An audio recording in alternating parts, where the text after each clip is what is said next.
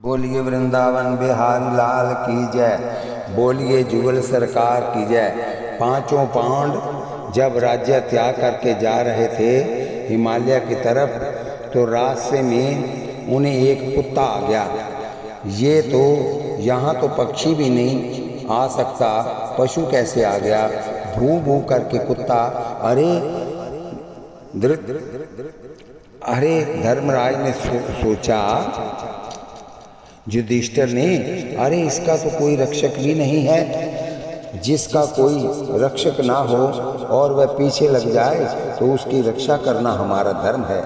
हम यहाँ रोटी खाएंगे, उसको साथ जरूर खिलाएंगे।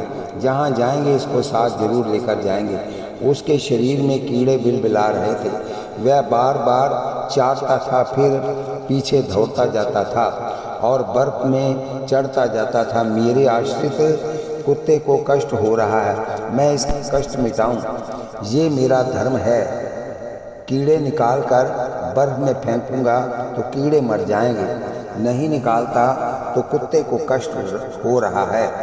बर्फ का टुकड़ा उठाकर जांग में मारा और कीड़े निकालकर जांग में जो जख्म हुआ था अपने शरीर पर, मुझे कष्ट होता है तो हो जाए, पर मेरी शरण में आए कुत्ते को कष्ट नहीं होना चाहिए। इस देश में नेताओं ने भ्रष्टाचार फैलाया है। उन्हें चुनाव के लिए करोड़ों रुपए चाहिए, इनको बिलबिलासिता के लिए करोड़ों रुपए चाहिए। सभी ऐसे हैं, ये तो मैं नहीं कहता, लेकिन ज़्यादा ऐसे हैं। और फिर वह समाज को चूसते हैं। जब बाढ़ की खेती को खाने लगे, जब बाढ़ ही खेती को खाने लगे तो खेत की रक्षा कौन करेगा? बाढ़ तो खेती की रक्षा होती है। हम जिसको वोट देते हैं कि वह हमारा दुख दर्द समझे, वह समाज का, गरीबों का दुख दर्द नहीं समझते। वह शराब पीकर पैसे देकर वोट ले लेते हैं और फिर अपनी कई पीढ़ियों की व्यवस्था करते हैं। राजा वह राजा है युधिष्ठिर जैसा, जो कुत्ते के कीड़े निकाल कर भी अपने शरीर में घाव बनाकर रख रहा है। अपने कष्ट की चिंता किए बिना राम गर्भवती सीता का त्याग कर रहे हैं कि प्रजा के मन में संदेह न हो। मैं राजा बनकर बैठा हूँ, मैं राजा नहीं प्रजा का सेवक हूँ। मैं अपनी प्राण प्रिया जानकी को त्याग दूंगा, पर प्रजा के मन में संदेह नहीं आने दूंगा। एक धोबी के कहने पर निर्दोष और सगर्भा सीता का त्याग दिया। तुम उस देश के सांसद हो जहाँ राम जैसे राजा हुए, धर्मराज युधिष्ठिर जैसे राजा हुए। तुम अपने देश की संस्कृति और गरिमा का थोड़ा सा तो ध्यान रखो। युधिष्ठिर ने अपनी जांघ में कीड़े भर लिए। विमान आ गया। युधिष्ठिर दूसरे की पीड़ा सहन न कर सकने वाले धर्मराज ने जीवन भर झूठ नहीं बोला। जब भगवान कृष्ण ने कहा, धर्मराज जी आप झूठ बोल दो, अश्वत्थामा मर गया। पूछा क्या होगा? भगवान बोले, द्रोणाचार्य नर्वस हो जाएंगे। और द्रोणाचार्य यदि नर्वस हो गए, शस्त्र फेंक दिए, तो आपकी विजय निश्चित है और आप राजा बन जाओगे। धर्मराज बोला, केशव, धर्म क्षेत्र कुरुक्षेत्र की लड़ाई राजा बनने की नहीं है, कर्तव्य बुद्धि कार्य करने की है। हम यहाँ आए हैं, हम धर्म क्षेत्र में बैठकर झूठ नहीं बोल सकते। दुनिया में झूठ बोलने जैसा कोई पाप नहीं, परोपकार जैसा कोई धर्म नहीं। करोड़ों पातक मिलकर भी झूठ के बराबर नहीं हो सकते। और धर्म क्षेत्र में बैठकर, कुरुक्षेत्र में बैठकर पुण्य करोगे तो करोड़ों गुना पुण्य फल होगा। लंगर हो रहा है, कोई कुछ देता है, कोई कुछ देता है, कोई कुछ व्यवस्था करता है। अधर्म क्षेत्र में बैठकर तो कितने पाप कर दिए। अब धर्म क्षेत्र में बैठकर कुछ पुण्य कर लो, कुछ भजन कर लो। युधिष्ठिर ने कहा, मैं झूठ नहीं बोलूँगा। भगवान कृष्ण कहते हैं, मैं कहता हूँ झूठ बोल दो। और धर्मराज कहते हैं, मैं झूठ नहीं बोलूँगा। एक बार भगवान कृष्ण ने भीमसेन को कहा, थोड़ा पाप तो है लेकिन तुम कर दो। भीम ने कहा, मैं मोटा हूँ पर मेरी बुद्धि मोटी नहीं है, मैं पाप नहीं करूँगा। भगवान ने कहा, अगर पाप का तुझे भय है तो पाप मुझे दे देना, पाप कर ले। भीम ने कहा, ठाकुर आप नटखट छलिया हो, आप कहते हो पाप मुझे दे देना, मैं आपको पाप कभी नहीं दूंगा। बोले क्यों? भीम कहते हैं, द्रौपदी ने आपको 2 उंगल कपड़ा दिया, आपने उसे करोड़ों मीटर लंबी साड़ी दे दिया, मैं थोड़ा सा पाप दूंगा तो करोड़ों गुना करके लौटाओगे ना, मैं आपको पाप नहीं दे सकता और ना ही ये पाप करूंगा। मेरी बुद्धि मोटी नहीं है, मैं भले ही मोटा हूँ, मेरी बुद्धि इस बात को समझती है कि ईश्वर को जो दिया जाए वह करोड़ों गुना होकर लौटता है। आप किसी भक्त के पाप ले लो और ख़त्म कर दो, वह अलग बात है, और हम पाप करके आपको दें ये नहीं हो सकता। भीम ने पाप नहीं किया, भगवान की बात भी नहीं मानी।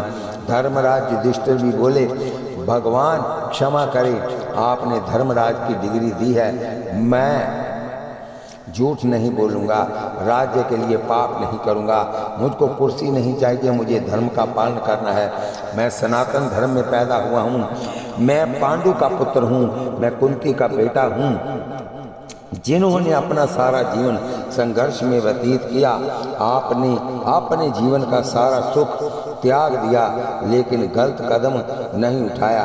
उन्होंने जिस सांचे में हमें डाला है, जिसके फलस्वरूप आपके श्री चरण मिल गए, लेकिन केशव हमसे पाप नहीं होगा, हम झूठ नहीं बोलेंगे। अरे एक झूठ बोलने में क्या समस्या है? लोग तो सैकड़ों हजारों झूठ हर रोज बोलते रहते हैं। धर्मराज बोले, हमसे ये कर्म नहीं कराओ, नहीं तो मैं युद्ध भूमि छोड़कर चला जाऊंगा। फिर भगवान ने मीटिंग की, अरे ये तो अपनी बात से हटेगा नहीं, अश्वत्थामा नाम का एक हाथी है, उसे मार दो। उस हाथी को मारा गया। फिर आए सब मिलके, पूरा झूठ नहीं बोल सकते तो आधा झूठ तो बोल दो। क्या बोलना है? हाथी का नाम कुंजर भी होता है।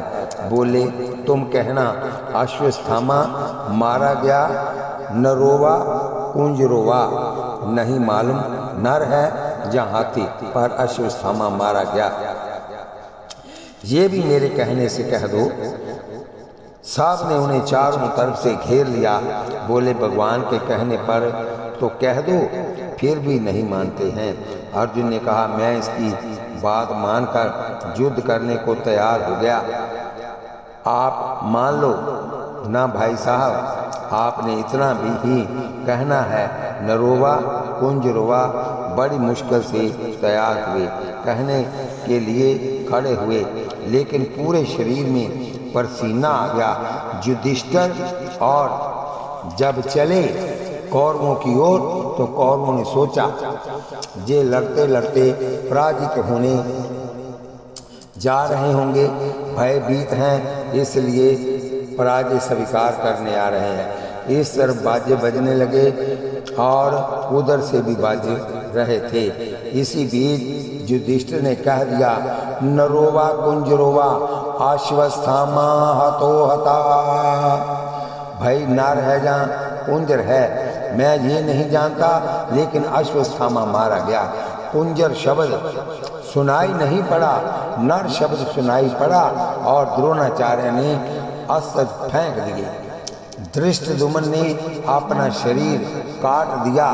सारी जिंदगी टीस रही युधिष्ठिर के मन में, मुझे जिंदगी में आधा झूठ बोलना पड़ा। और महाभारत में लिखा है कि धर्मराज को नरक का दर्शन कराया गया, नरक में डाला नहीं गया, क्योंकि जिंदगी में आधा झूठ बोला था। जब विमान आया और कहा, धर्मराज अब चलो, देवता आपके स्वागत के लिए, आपके अभिनंदन के लिए खड़े हुए हैं। धर्मराज बोले, इस कुत्ते को भी ले चलो, क्योंकि इसका अपना कोई नहीं है, खाने पीने की कोई व्यवस्था नहीं है और कोई व्यक्ति नहीं जिसके जिम्मे इसे छोड़ दूं, ये मेरे पीछे आया है, मेरी शरण में आया है, इसलिए मैं इसे असहाय छोड़कर नहीं जाऊंगा। देवदूतों ने कहा, अरे धर्मराज, स्वर्ग में क्या कुत्ता जाएगा? देवता नहीं जा पाते हैं तो ये कुत्ता क्या जाएगा? स्वर्ग स्वर्ण अवसर है, विमान पर बैठो, सीधे स्वर्ग चलो, नहीं तो बाद में पछताना न पड़े। बोले, नहीं, मैं यहीं रहना पसंद करूंगा, पर अपने आश्रित को छोड़कर स्वर्ग जाना भी पसंद नहीं करूंगा।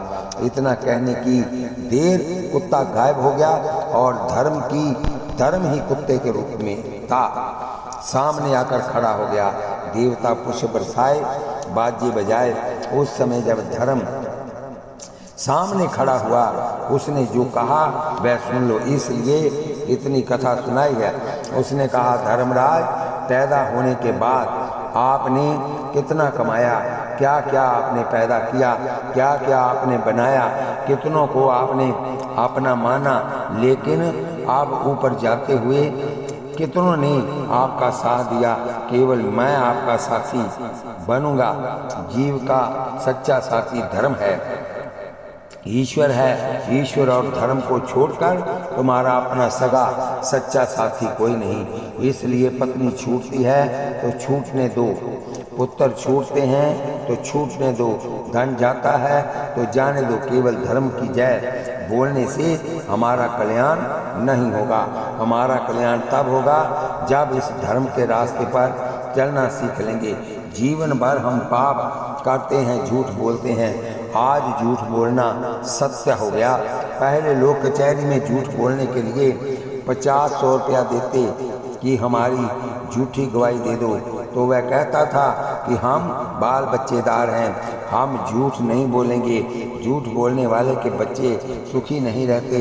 आज किसी को कहो सत्य बोलो तो वह कहेगा हम बाल बच्चेदार हैं, हम सत्य नहीं बोलेंगे, सत्य बोलेंगे तो दुकान बैठ जाएगी और बच्चे भूखे मरेंगे।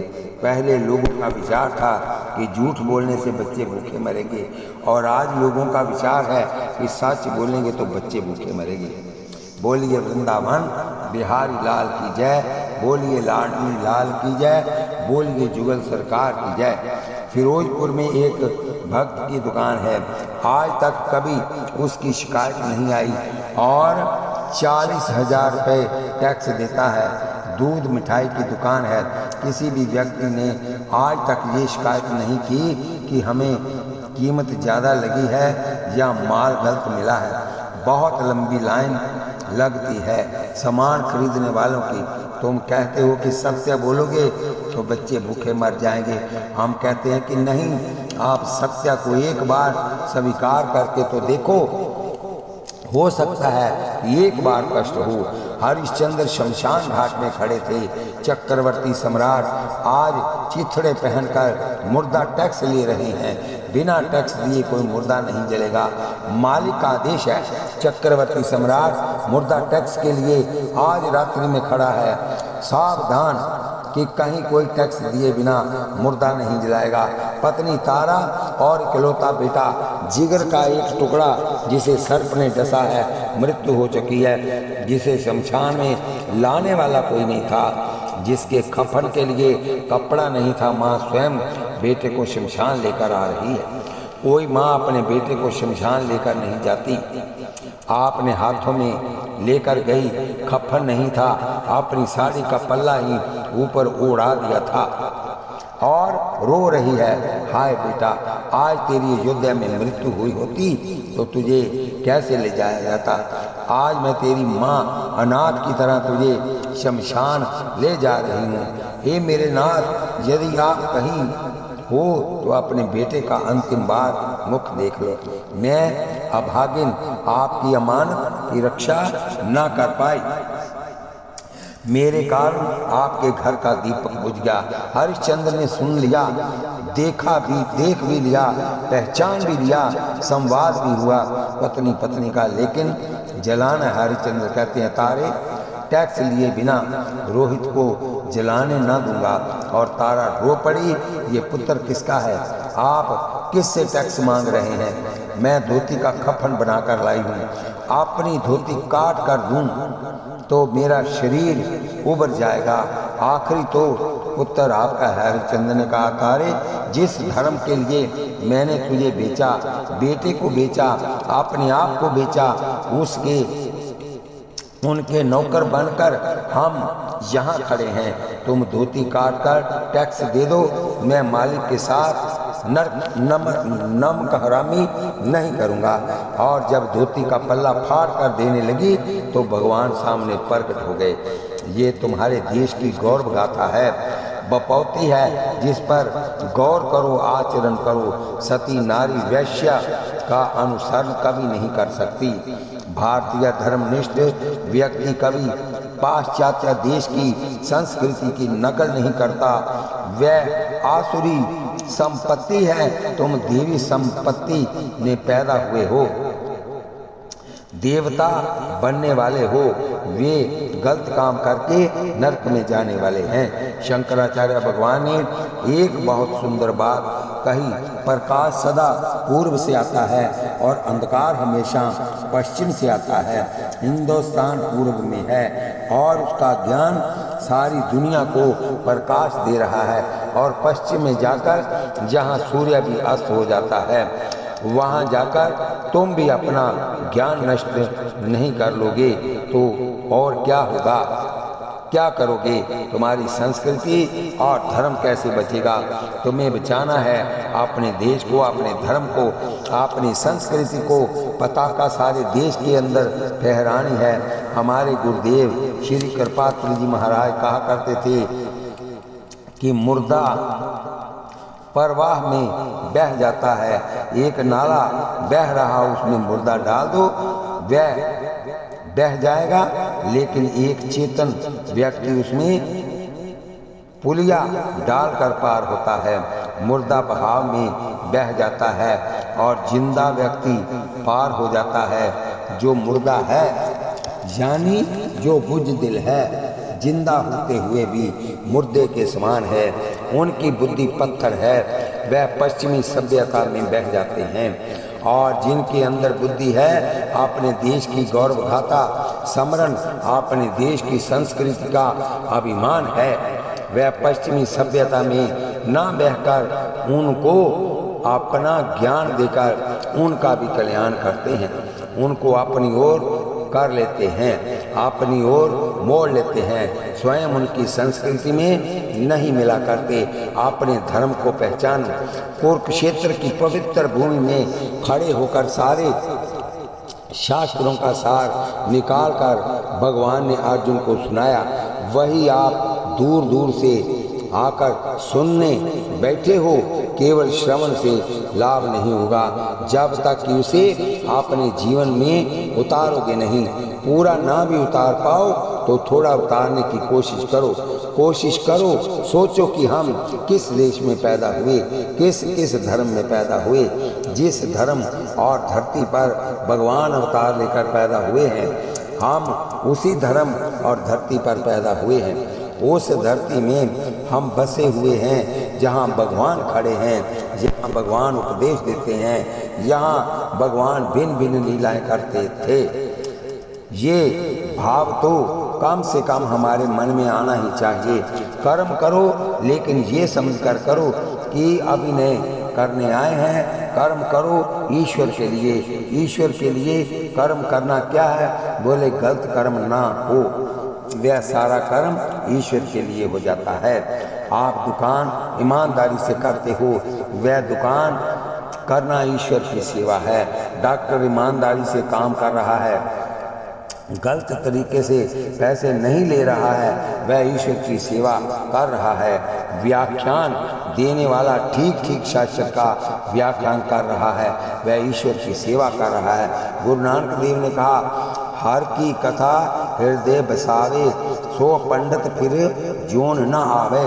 जो पंडित शास्त्र की ठीक व्याख्या करके समाज को सुनाता है, वह दोबारा जन्म नहीं लेता। चाहूं वरना को दे उपदेश, नानक उस पंडित को सदा आदेश। जो चारों वर्णों उनके धर्म की शिक्षा देता है, वह सीधा ऊपर जाएगा। अपना कर्म करो, तुम जिस जाति में हो तुम जिस समाज में हो, जो कर्म करो उसमें ईमानदारी बरतो। आप 9वां श्लोक देखो क्या कह रहे हैं भगवान श्री कृष्ण अर्जुन को। ईश्वर को छोड़कर अपने सुख के लिए जो कर्म किया जाता है वह कर्म बंधन का हेतु बनता है। जो कर्म ईश्वर के निमित्त किया जाता है, ईमानदारी से किया जाता है, वह कर्म तुम्हारे कर्म बंधनों को छुड़ाने वाला होता है। जैसे हमने कहा, सावधानी से कांटा चिबोया और दर्द देने वाला कांटा निकाल दिया। कर्म करो पर सावधानी से। जब ब्रह्मा ने सृष्टि पैदा की तो जीवों के साथ यज्ञों को भी पैदा किया और प्रजापति से कहा, इनको बढ़ाओ, यज्ञ के द्वारा वृद्धि प्राप्त करो। तुम देवताओं के लिए यज्ञ करोगे तो देवता तुम्हारी अभिष्ट वस्तुएं देंगे। तुम देवताओं को देते रहना, देवता तुझे देते रहेंगे। देवताओं की उन्नति तुम्हारे द्वारा है और मनुष्य की उन्नति देवताओं द्वारा। तुम हवन यज्ञ करके देवताओं का भला करना। बोलिए वृंदावन बिहारी लाल की जय। देवता को देकर खाओगे तो देवता तुम्हारी इष्ट वस्तुएं तुम्हें देते रहेंगे और देवताओं के द्वारा जो तुझे मिला है अकेले खा जाओगे तो तुम भगवान कृष्ण की दृष्टि में चोर हो, चोर, सत्येन चोर। तुम कीमती से कीमती विदेशी शराब पी रहे हो, सुंदरियों के लिए रुपए लटा रहे हो और यज्ञ दान पूजा पाठ गरीबों की सहायता के लिए जिनके हाथ कभी आगे नहीं बढ़ते वह व्यक्ति चोर है।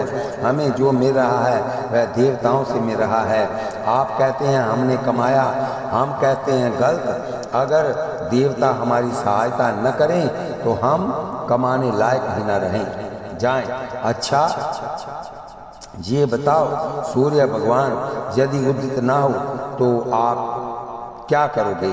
चंद्र की किरण जिस वृक्ष पर न पड़े उसमें फल नहीं लग सकता, लगेगा भी तो उसमें पौष्टिकता नहीं रहती।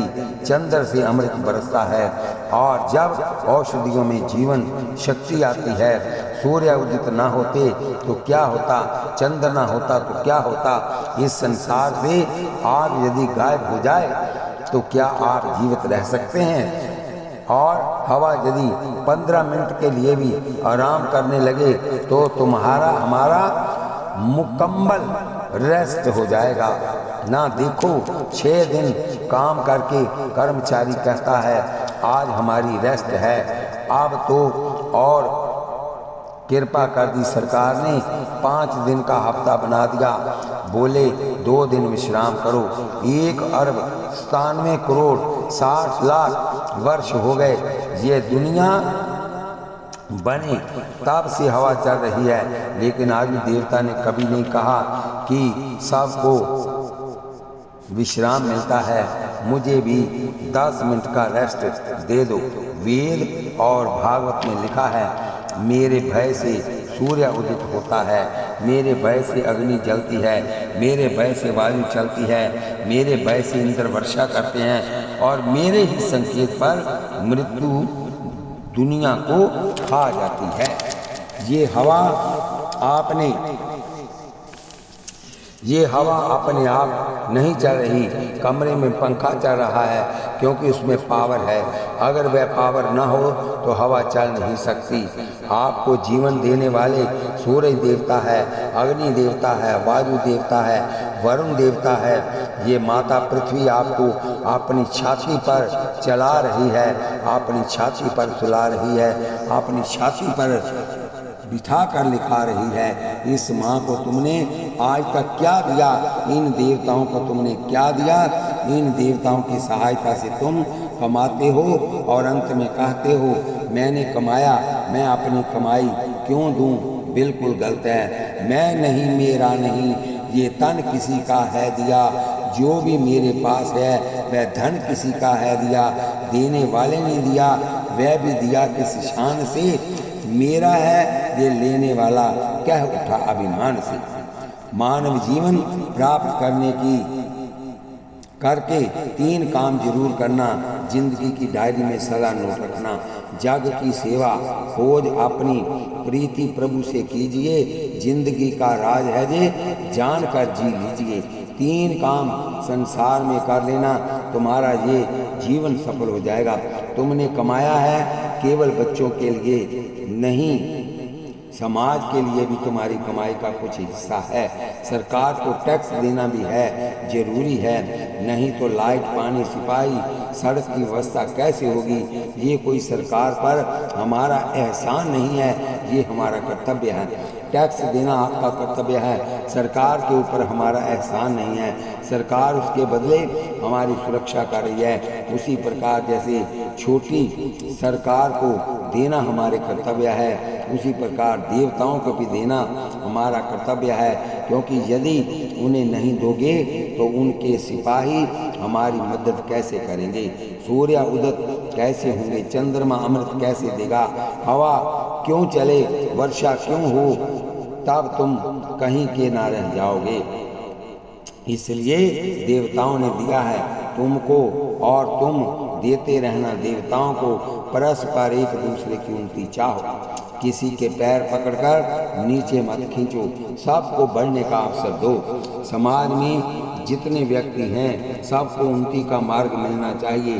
सबके लिए रोटी रोजी की व्यवस्था हो, सबके लिए इलाज की और पढ़ाई की व्यवस्था हो, ये हमारी मानवता है। हम सामाजिक प्राणी हैं और भगवान ने हमें मनुष्य तन दिया है।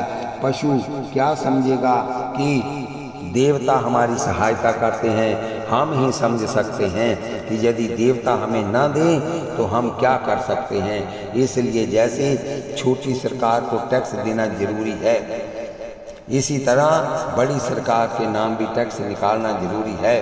जो दान देते हैं उन्हें भी अपना तीसरा हिस्सा दान करना चाहिए। जो व्यापार करते हैं उन्हें 5वां हिस्सा देना चाहिए, और जो खेती करते हैं उन्हें 10वां हिस्सा दान करना चाहिए। देवताओं के लिए हर व्यक्ति को कुछ न कुछ देना चाहिए। एक बार नारद जी ने किसी से पूछा नरक क्या है और स्वर्ग क्या है। बोलिए बांके बिहारी लाल कीजिए। बोले चलो दिखा देते हैं। एक बार नारद जी से किसी ने पूछा नरक क्या है और स्वर्ग क्या है। बोले चलो दिखा देते हैं। गए तो देखा कि एक जगह पतलें पड़ी हैं और लोग खाने के लिए बैठे हैं। जो खाने बैठे हैं उनके दोनों हाथों में प्लस्तर बंधे हुए हैं और सामने 56 प्रकार के व्यंजन परोस दिए गए। 2 पंक्तियों में आपने सामने बैठे हैं, खाने लगते हैं पर हाथ मुंह तक जाता ही नहीं। पदार्थ सामने रखे हैं पर भूखे मर रहे हैं, रो रहे हैं, बार बार हाथ उठाते हैं, मुंह तक ले जाने की कोशिश करते हैं पर कोहनी मुड़ती नहीं क्योंकि प्लस्तर बंधा है। रो रहे हैं। नारद जी बोले ये नरक है नरक, अब स्वर्ग दिखाओ। वहाँ भी वही हाल, हाथों पर प्लस्तर बंधे हुए हैं, 56 प्रकार के व्यंजन सामने पड़े हैं, लेकिन वह खूब खाकर मौज ले रहे हैं। अब बताओ जहाँ प्लस्तर बंधा है वे रो रहे हैं, भूखे मर रहे हैं, वहाँ प्लस्तर बंधा है वे खूब खा रहे हैं, मौज कर रहे हैं, ये स्वर्ग है। अरे ये कैसे खा रहे हैं, वे आमने सामने बैठे हैं। उन्होंने सोचा अपना हाथ अपने मुंह तक नहीं जा सकता, दूसरे के मुंह तक तो जा सकता है, हम उन्हें खिला देते हैं, वह हमें खिला दे, दोनों मौज करेंगे।